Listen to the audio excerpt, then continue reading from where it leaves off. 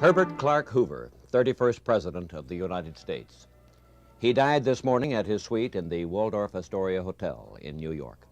It was a heart failure brought on by blood toxins that accompanied internal hemorrhaging. He was 90 years old. At this moment, on this evening, let it be said, twice, when there was hunger in the world, he addressed himself to feeding the hungry. And in so doing, he probably saved more lives than any man in history. We interrupt this program to bring you a special news bulletin from CBS World News. A press association has just announced that President Roosevelt is dead. The president died of a cerebral hemorrhage. All we know so far is that the president died at Warm Springs in Georgia. Good evening. Former President Harry S. Truman died this morning at age 88. The long vigil at Kansas City's Research Hospital came to an end when hospital spokesman Wayne Connery made the announcement. The Honorable Harry S. Truman, 33rd President of the United States, died at 7:50 a.m. at Research Hospital and Medical Center. They waited patiently for the presidential proclamation of mourning before lowering the flag outside Kansas City's Research Hospital. It was done calmly and with dignity, very much in keeping with the former president's last hours here. He was in a deep coma then, his body swiftly giving way. For 3 weeks, he had fought off the effects of advancing age and a weakened heart, even when the drugs were no longer working. He went quickly this morning, a hospital source said, but peacefully. General Eisenhower died today. His death was peaceful and natural.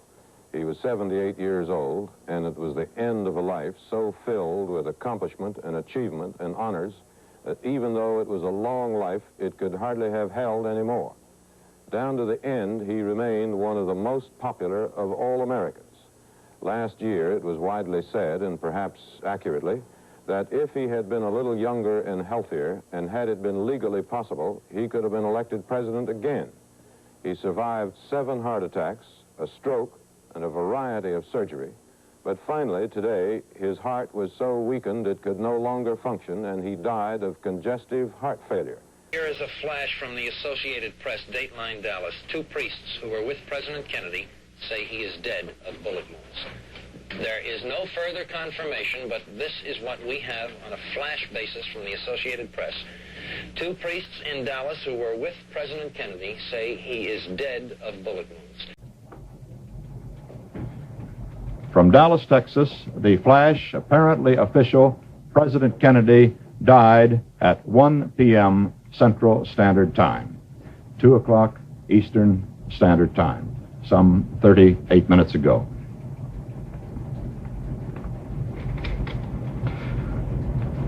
Vice President Lyndon Johnson has left the hospital in Dallas, but we do not know to where he has proceeded.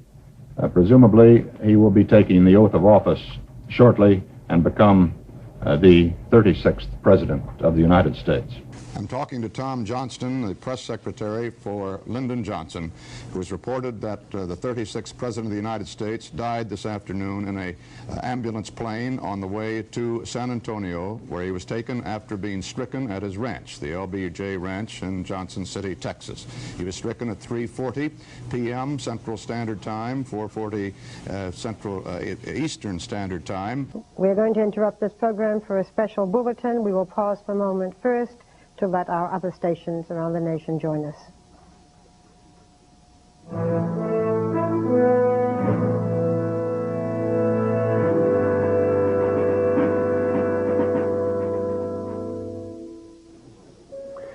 I'm Peter Jennings at ABC News headquarters.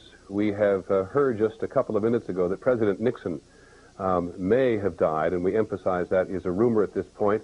We say so because President Clinton has decided he's going to come to the White House cameras in a very short period from now and make some statement, and virtually all of our sources say that it has to do with President Nixon.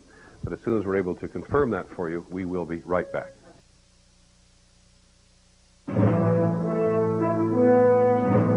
This is a special report from ABC News. Now reporting from New York, Peter Jennings. We're now absolutely able to confirm that President Nixon has died here in New York City. He died at 9:08 p.m. 37th President of the United States, one of the most controversial political figures in the post-war period. Gerald Ford, the 38th President of the United States, has died today. His wife, Betty, has just made that announcement. We're going to do a special report for the entire country, and so we're going to pause right now for a moment so the rest of the country can join us.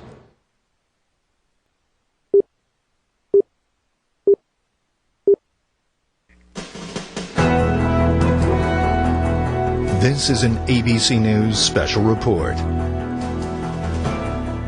Good evening. We're breaking into regular programming right now to tell you the news that Gerald R. Ford, the 38th President of the United States, died today at his home in California. His widow, Betty Ford, has made that announcement.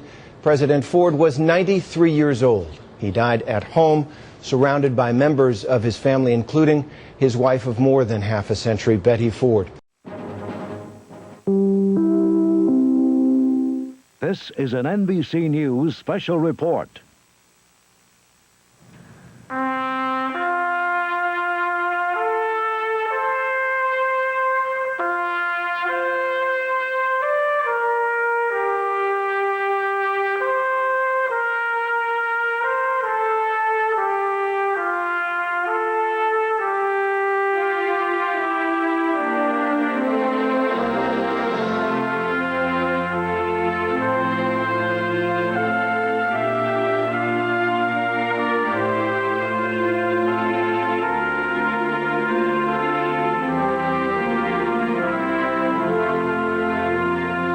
Good day from NBC News headquarters in New York. The Associated Press is reporting at this hour that former President Ronald Reagan has died.